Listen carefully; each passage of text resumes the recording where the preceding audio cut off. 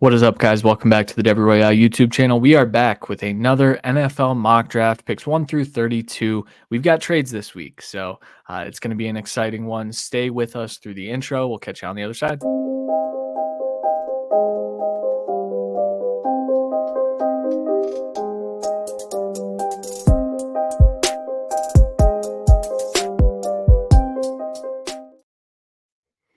All right. As I said, NFL mock draft, it's almost time. The NFL season is winding down. We're almost to the playoffs. And so it is time to continue doing NFL mock drafts. Last time, Randy had the first overall pick. This time I do. And because of that, we have a trade. So with the first overall pick, Caleb Williams is going to the Washington Commanders. The Commanders sent picks 103, so the third overall pick, the 41st overall pick, a 2025 first, and a 2025 second to Chicago to move up to get Caleb Williams. This trade allows them to stay within range of Marvin Harrison Jr. potentially, though we'll see if that comes to fruition. It's not a huge jump back, so the compensation wasn't huge, but it allows the Bears to move forward with Justin Fields and add pieces around him. Randy, we're not going to get into all these picks, but do you agree with this? Do you think the Bears are taking a quarterback? Do I think the Bears won't trade? Is that what you mean? Yeah. Yeah, so I'm still 50-50, man. I think we've seen a lot of good things from Fields the second half of the season since he's been back from injury. Everything we're seeing from the locker room seems like he's going to be back, but everything we're kind of seeing in between the lines doesn't seem that way. I do think he stays, so I'm kind of happy to do a trade so we actually can do this. Because I know last week, or whenever we did the last mock, I hated kind of picking Caleb. That's fair. All right, that puts you on the clock with pick number 2. Cardinals staying there? Is that?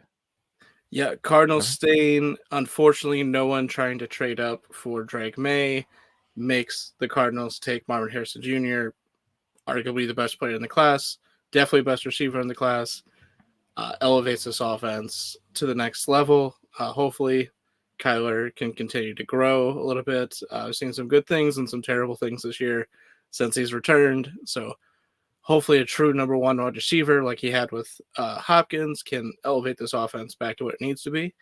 Unfortunately for the Bears, no one willing to trade out for the quarterback here hurts them. Mm-hmm. It sure does, and it made it difficult for me to pick here at 3. This is the correct pick probably, but I also can see a world in which they try to get out of the Kyler contract. They reset the quarterback, rookie contract window.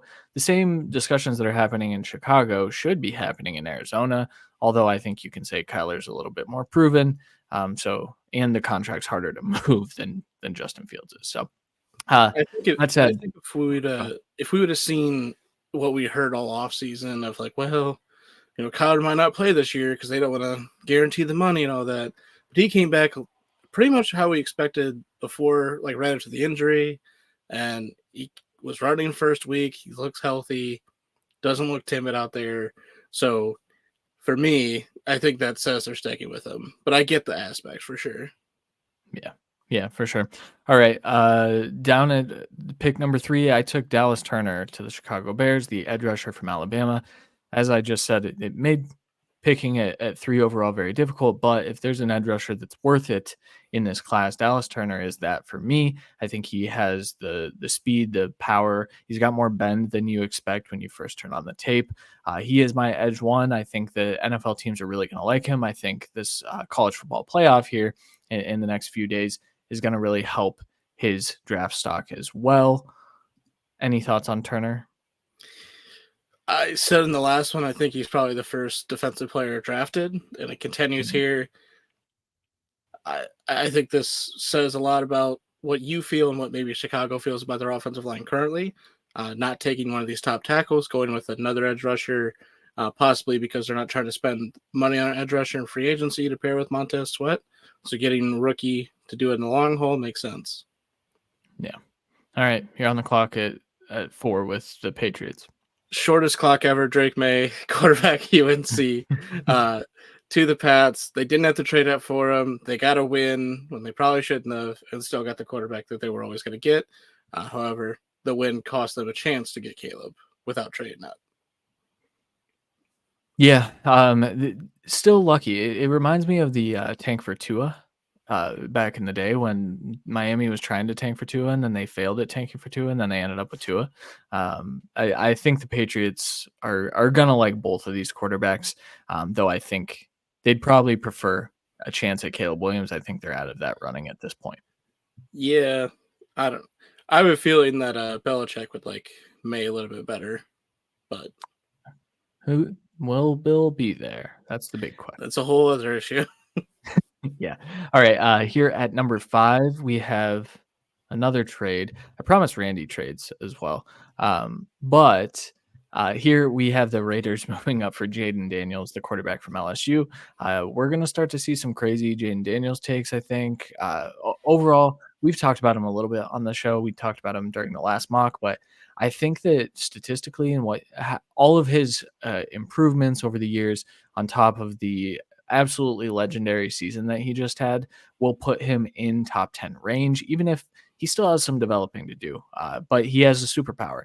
A lot of quarterbacks don't have a superpower. His rushing ability is that he is extremely fast. I think the Raiders are looking to reset at the quarterback position, hopefully with Antonio Pierce leading them. I think this would be a smart move, though it took a lot to get up. I didn't read the trade out. So pick 13, pick 44, and a 2025 first, a 2025 second, and a 2026 fifth to New York for the 5th pick and the 70th pick. So they add a third in return for a lot of picks. It's tough, but Randy, as a Raiders fan, how would you feel about this?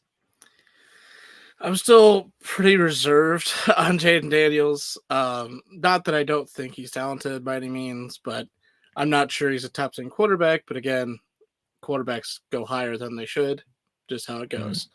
So the trade up, as opposed to what we did the last time where they were sitting at 6 and just picked them, is very hard to swallow a bit, especially they haven't really done really well trading anything and really securing this stuff. But I do think a new quarterback is going to come into town, whether it's a rookie or a vet. I think it depends on the GM hire and the offensive coordinator hire, because I think if they probably win another game, Pierce is pretty set in to being the coach, just to keep that locker room and the defense rolling. So, but he's going to need some great coordinators, and if there's a coordinator out there that's going to work with Jaden Daniels well, I think it's a smart pick. Yeah, good stuff. You had a trade here, is that right? I did, yeah. So Chargers originally at 6. I had the Bears trading up because they did get kind of sniped with the receiver earlier. Chargers need a receiver. Tennessee could take a receiver. So I think it's a smart move to trade up just a little bit to take Malik Neighbors, wide receiver out of LSU, second best receiver in the class, first best receiver in most any other classes. Chicago sends the 8th pick, the 40th pick, and a 2026 4th to the Chargers for the 106. Not a huge trade, using a pick that you just got from Washington to trade up, and using your original pick to trade up. And, you're really getting a top edge rusher, a top receiver in this class, hitting all the notes, trying to build around Justin Fields. I think it makes the most sense instead of trying to take your chances, because there's a chance someone trades up for Neighbors. There's a chance one of these teams take them. I'd rather just go get my guy and not have to feel forced to take a corner or a tackle when, again, like I just said, the pick earlier kind of reinforces that they believe in their offensive line. Yeah, I think that's completely fair. That made my pick here at 7 pretty easy. So Joe Alt, offensive tackle to the Titans. Titans desperately need to improve their offensive line. I do think that some will want a quarterback. I think Will Levis has shown enough where you can probably trot him out there next year, give him another shot, or you can upgrade with a veteran or something like that if you want to be competitive. I do think building through the trenches is how this team has normally gone about business, and they've gotten away from that with their offensive line. And so I think they go Joe Alt, who is my OT1. Maybe I can't remember at this point. I think actually J.C. Latham is, but Joe Alt is my top left tackle, and a guy who looks like a Pro Bowler for many, many years. Yeah, and a team that, kind of is trying out people at tackles right now. And honestly, their experiment bringing in a left tackle hasn't really worked. So getting a guy for the future makes sense. Mhm. At 8, Chargers trade back, get a top offensive tackle, Olu Fashanu, offensive tackle from Penn State. You get more draft capital for a new coach and GM. I think that's smart. This team has a lot of, they don't get a ton of draft capital, don't get me wrong, but they have a lot of heavy contracts, a lot of expiring deals, a lot of vets on this team. They need to reshape, retool around Justin Herbert. Making sure he's got 2 of the best tackles in the league is a smart investment, in my opinion. Yep. I have a lot of tweets about how often Justin Herbert is taking sacks, and it is on pace with Andrew Luck. That is problematic. They need to fix it. Some of that can be attributed to the offense and the receivers, yada, yada, yada. That offensive line has been pretty terrible throughout his entire career. This is a fantastic pick. This also made my next pick easy, so thank you for making this a lot easier for me. I went Brock Bowers to the New York Jets. Tight end out of Georgia. I think there's been some discussion on social media lately about Brock Bowers' usage. It seems as though he's not with the team for their bowl game, so a declaration is on the horizon. And I think Brock Bowers could become a top 10 pick at the tight end position. We don't see it very often, but he is one of those talents where he does everything right. He can block. He's an incredible receiver. I think his route running is good, and I think he'll be able to separate at the NFL level. Crazy hands. This is the type of player that Aaron Rodgers will need next year because Aaron Rodgers is coming back next year. This Jets team will be pretty good. Brock Bowers helps that cause. Yeah, and they're pretty set at receiver, bringing in Lazard, being Rodgers' boy. They have other guys there. We'll see if Cobb comes back and all that. But they had undrafted rookies that stepped up this year. Those are cheap contracts. I think they return getting a weapon and kind of getting out of the tight end contracts you brought in that really haven't done much for you is a smart play for sure. I think they're one of the few teams that almost a lock to be going after Brock Bowers, including the Chargers. Mm-hmm. Yeah. Yeah. All right. Falcons next. Edge rusher I gave him last time, gone. Take a different one this time. Jared Verse. Completely different kind of edge rusher, honestly. More of a hand in the dirt, big body guy, but he is a heavy-handed heavyweight that is going to help this team inside and out. They generally take this kind of guy and put him interior. He wouldn't do that for them. He would be a game changer on the outside. They desperately need it. They've been putting in veterans to try and pick up the scraps. They've been doing well this year, arguably, I'd say, and Bud Dupree and others, but Verse sets this up for the future. I think he's a great pick. Yeah. When you look at how, what types of edge rushers are winning at the NFL level, it's guys like Verse. It's your strong power rushers that can, set an edge and stay on the field on first and second down against the run. So Jared Verse is exactly that. I think he's really boosted his stock over the last month or so because the first part of the season was a little iffy. Yeah, in my opinion, he would have been a top 10 pick last year just on intangibles. He says all the time he emulates this game after Max Crosby. I think he probably would be played in Vegas right now if he came out last year. Unfortunately, he's not. He's going to the NFC South, which means he has a chance to make the playoffs every year, but he should be a game record for them. Yeah. Sticking with the NFC South, Kool-Aid McKinstry, the cornerback, is going to the New Orleans Saints. Kool-Aid McKinstry is a sticky dude. I studied him. He's my CB1 right now. I think that he's got the ability to take down an entire half of the field in man coverage. The Saints traditionally go after players like that in their history, and they love to draft defense. I know they went Olave and whatnot, but they need to replenish this corner room. They need to replenish this defense. Kool-Aid does exactly that. Yeah, gives you 3 talented corners. Lattimore's been hurt every single season. Adebo has lengthy injury history as well. Smart to get a new guy for the future. Yep. All right, Packers, not used to drafting here, but 2 years in a row they're here. Taking a tackle, though, this year, J.C. Latham, offensive tackle from Alabama Christians, tackle one, definitely right tackle one, that is. Yeah. I have a strong feeling that the Packers will have a lot of new offensive line next year.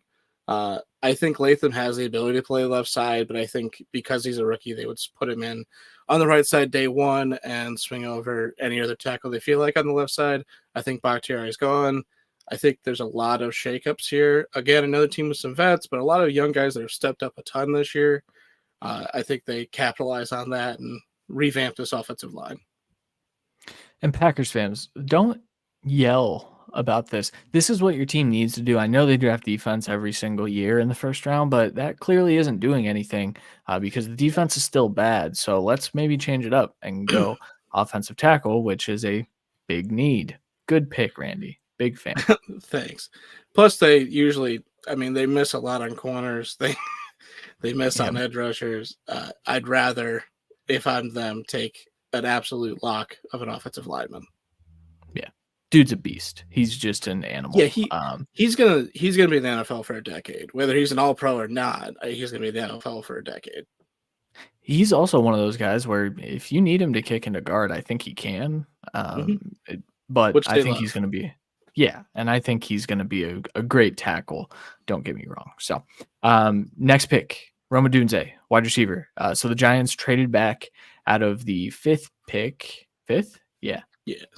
Yeah, fifth to the Raiders. They traded all the way back to 13. I think they would have enjoyed taking Malik Neighbors up there, but instead they go back, stay in a similar tier, and get a top tier wide receiver. Roma Dunze is going to be a top 20-ish pick, I think. There's debate on if this wide receiver class is being strong, if that's going to push players down. I don't think it's going to. I think we're going to see a lot of them go off the board.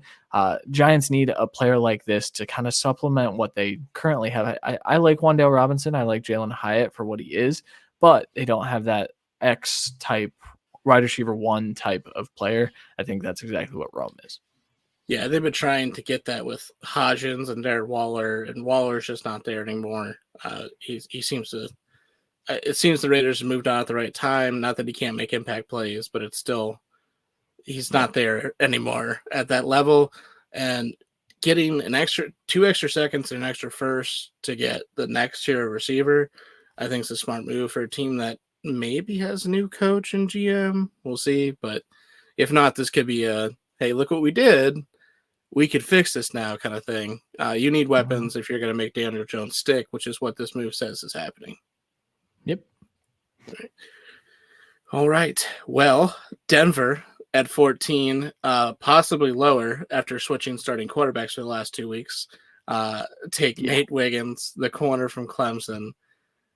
Honestly, this is a weird team where how they've turned it on this last half of the year has made it a little bit tough to see how they're going to draft. I do think there's some movement in the receiver room for them, possibly offensive line, clearly quarterback.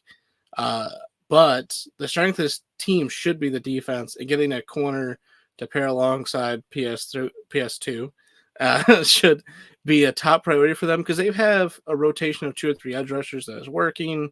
D tackles are all right. Linebackers leave a lot to be desired. Good safety play. Getting a great corner too can really help out that front seven a ton.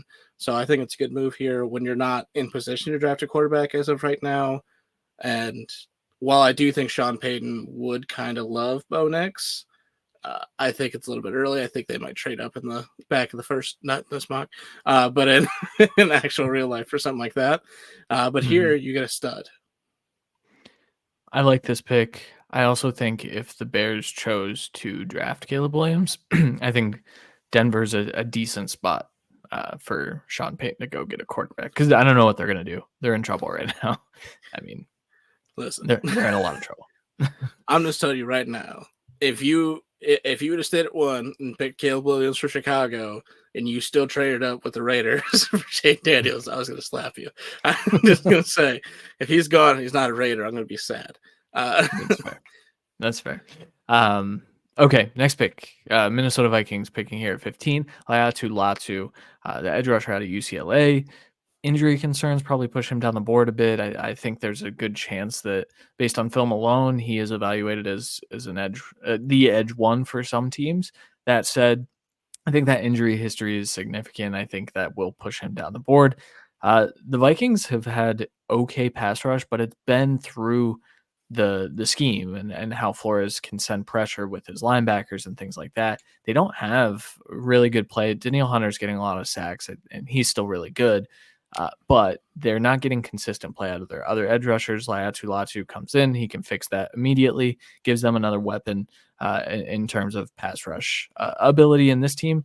I mean, you're just bolstering a strength. I think they run it back with Kirk Cousins in this case, and I think they have division champ aspirations here. Yeah, you need to improve this defense. Danielle Hunter's done a lot this year. Getting a guy that can kind of step up alongside him or take over for him is smart. Also, not talked about a lot yet because it's still early. I would definitely not be shocked if Brian Flores is one of the top interview candidates for a lot of teams. He was kind of unjustly taken out of his job. It's been a couple years. I think he gets at least interviews this year, and I wouldn't be surprised if he goes to a team like maybe the Panthers, but I doubt it with how the last owner kind of did him, or honestly, even like the Raiders. I think that would work if they don't want to go with Pierce. Or there's a lot of teams that his attitude and his defense is going to be very attractive for a lot of teams.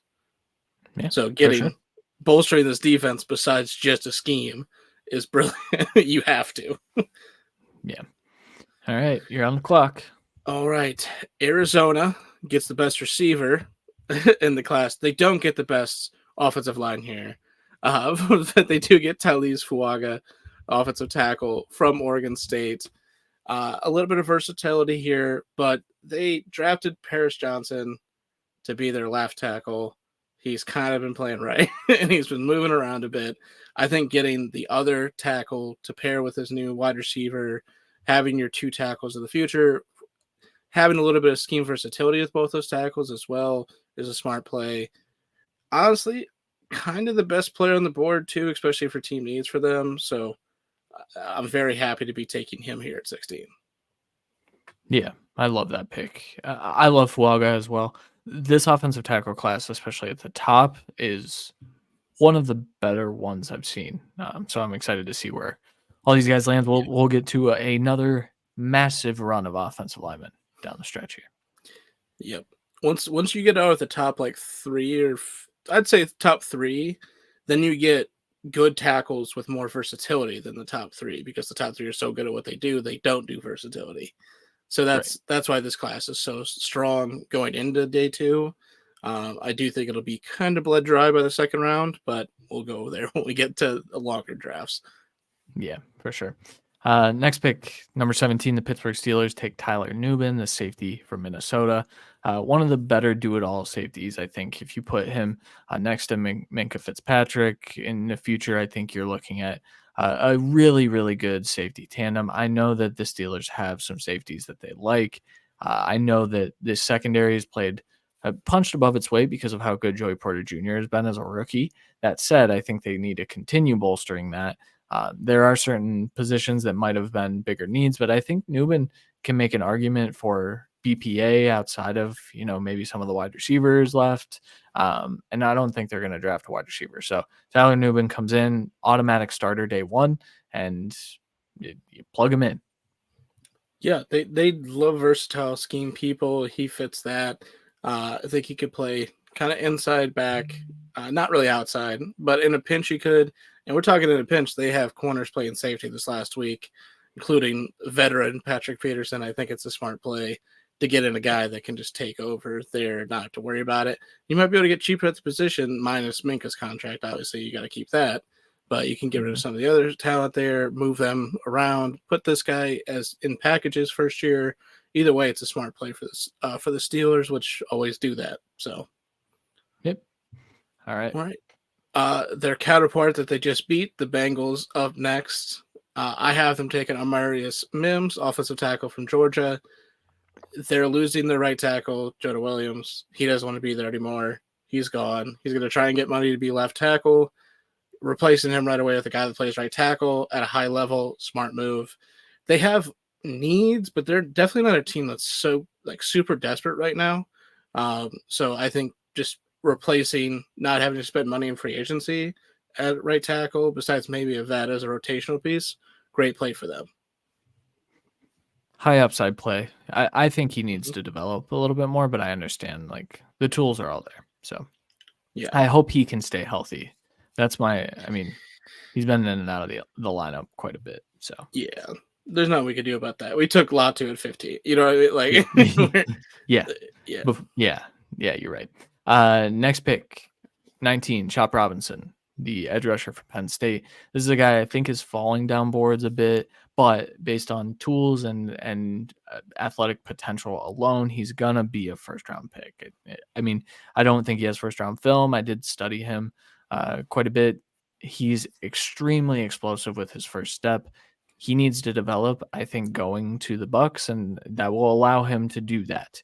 I think they have some decent young guys, Joe Tryon-Shoyinka.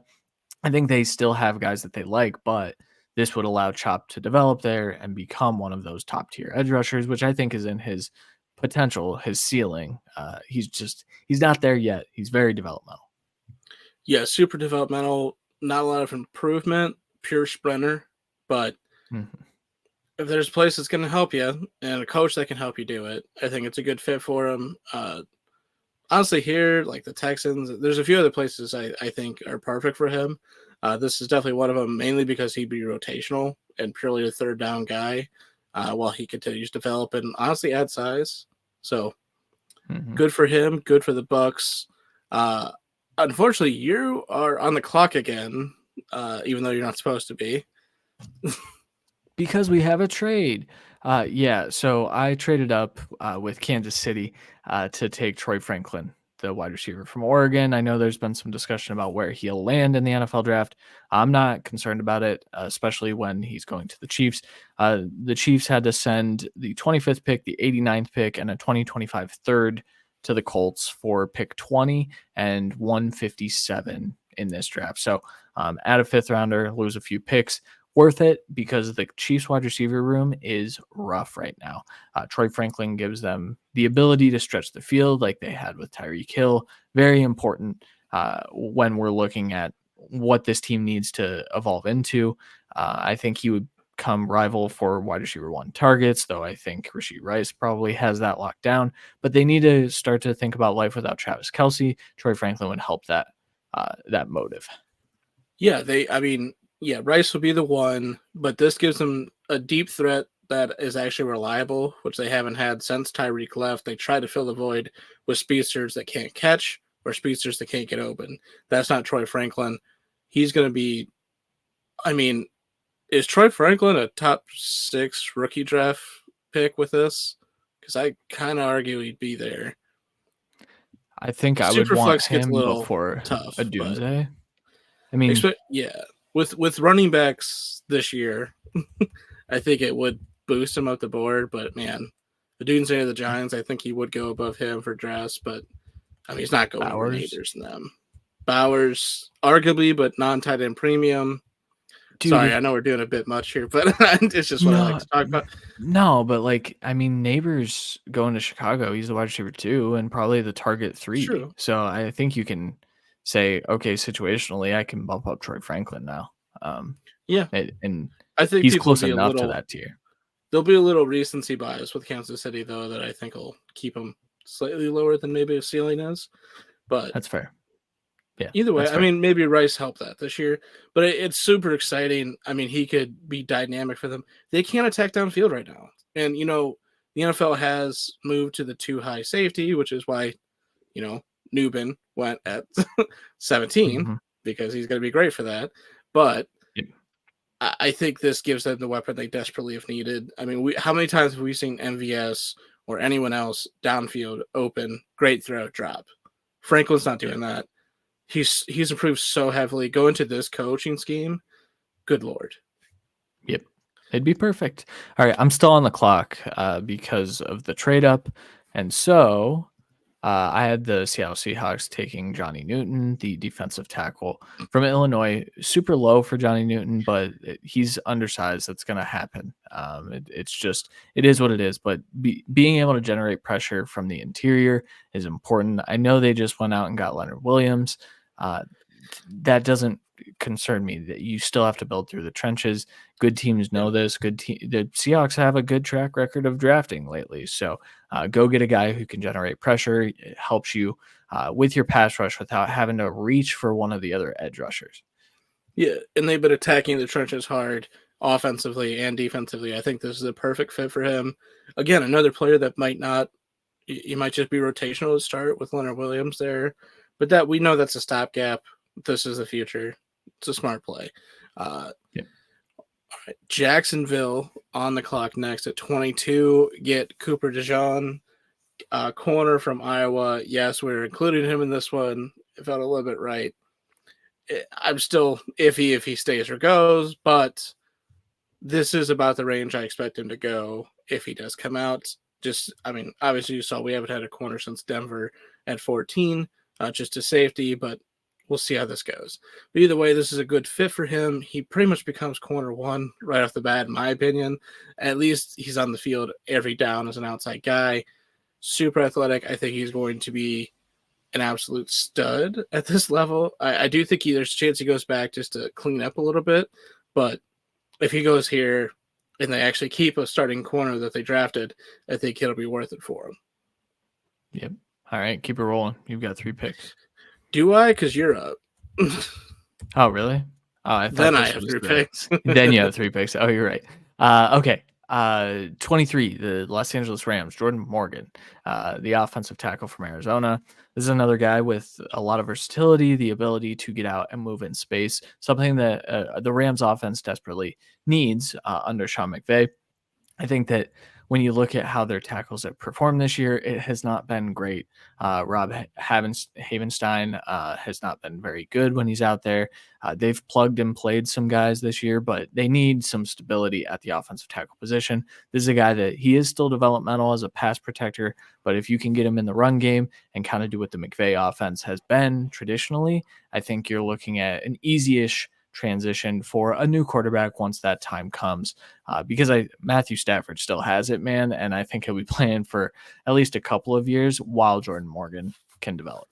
Yeah, but you still got to do everything you can to keep him upright because he has an extensive injury history as well.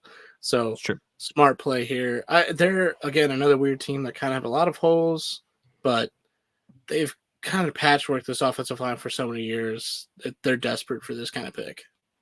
Yep. All right. Three straight for me. Buffalo Bills take Troy Fautanu, offensive tackle / offensive lineman from Washington.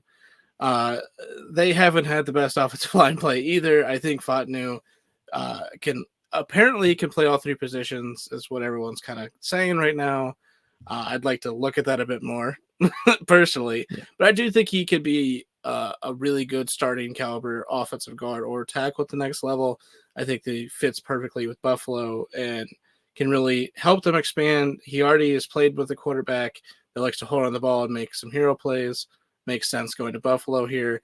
They also got kind of sniped with Troy Franklin. Last one, I believe I had them taking a wide receiver as well. Yeah. So, which could still happen. It could still happen, but I'm just cooling on the wide receivers a bit. I think after Franklin, I think there's a chance the other guys go in the back end of the first, but I also think we might see a massive run between 33 and 45 of wide receivers, depending on who comes out and who doesn't. That's the other aspect of wide receivers. But getting an offensive lineman here, which, again, a team that loves to build through the trenches, I think it's a smart pick for them. Yep. Colts next after the trade back with the Chiefs, getting extra capital and getting Terrion Arnold, the corner from Alabama. Yeah, they gave away Gilmore. They had a lot of young corners, including Juju Brent, step up this year, mainly due to injury. They've had to step up, and I think that kind of game tape and just reps have been great for them, but they've gotten burned a good bit as well. So getting a new guy to come in who arguably is competing with Kool-Aid and Wiggins as quarterback one, at different snaps at least, I think he can definitely help translate this defense to what it needs to be and help the secondary a ton. He's easily starter day one for me for them. And finally, in the three picks here, Dallas taking Leonard Taylor III, the D tackle for Miami. Yeah, I know they went defensive line last year. Unfortunately for them, the board was kind of D-line for what they needed. I didn't want to I didn't want to go corner for them because they've had corner step up with Trayvon Diggs out. I think they love that idea, and I think they bring that tandem back and hope it all works out. So getting another guy on the defensive tackle, and arguably, in my opinion, as of right now, the only D tackle uh, alongside Newton that really matters in this class, at least at this kind of caliber. So getting the last one there and really just trying to solidify this defensive line while you have Micah Parsons in that rookie deal. Smart idea until you eventually pay him and have to move off of Lawrence. Yep. Yeah. Solid. I think a lot of Cowboys fans want some wide receivers. But I think they can get by with going in a different direction. I'll say that. Yeah, and they can still take a wide receiver in the draft. Like, let's not rule that out. I mean, they definitely are probably taking running back. I think they're definitely taking wide receiver still. But this gives you kind of the position of need. There's no linebacker I really value as a first-round pick this year, at least as of yet. Things change. So getting one of the best defensive players left on the board at a position where you still need that secondary guy for the future, in my opinion, I think it's a smart move. Yeah, for sure. All right, we're going to zip through these last few picks. I'm finally back on the clock. Houston Texans take Tyler Guyton, the offensive tackle from Oklahoma. If you look at George Fant is playing a lot of snaps. That's probably not the most ideal situation for a rookie quarterback now. He's been okay. That said, Laramie Tunsil is getting up there in age as well. I think there's a chance that you're drafting Tyler Guyton to be your future left tackle of the future, and then you can play him at right tackle immediately. You keep CJ Stroud upright where he does his best work. I'm all about it. I think Tyler Guyton, a crazy athlete, and I think he's gonna boost up boards once we get. I think he's going to the Senior Bowl, so I think that's gonna help him. I thought I saw that. From one crazy athlete shooting up boards to another, Quinyon Mitchell, corner from Toledo. Christian had him in the first round last time. I can't let him leave this draft without being in the first round, as of right now, at least. Detroit's secondary has been, I'll give them up and down, but that's kind of generous. Yeah, like they've been bad. I think they were okay to start the year, and they've been kind of really bad since. Getting a new guy, athletic guy, to try and shape that defense a bit more, smart in my opinion. For sure. Next up, Miami Dolphins take Graham Barton, the offensive guard, is how I have him listed. I know he played tackle at Duke, but I think he's going to kick inside. This is a Dolphins team where Graham Barton moves really well. There's some rumors that he can play center. I think just continuing to bolster this offensive line, making sure Tua is upright, and making sure this run game can be effective is a smart move. With the strength of this class being an offensive line, I think this is a good pick. Yep. Because I made it. Fair. Eagles at 30 take Murray, Lassiter, corner from Georgia. With Slay being out, we've seen the secondary get exposed. They need fresh blood in there. Bradbury's been cooked. Yep, for sure. That's about it. They're a Super Bowl caliber team. They don't need a ton, guys. This is facts. Same thing here. So I went with a bit of a luxury pick here at 31. Xavier Legette, wide receiver out of South Carolina, plays with. He's going to get AJ Brown comps. Is what he's going to get. He's a very, very big dude with incredible yak skills, but that also sounds like a player that they use in a very dynamic role. Deebo Samuel. You plug Legette in as your wide receiver 3, have him develop behind Deebo, and hope that he can kind of take over that role in the future. Yeah, they have no one truly at wide receiver 3, so it makes sense.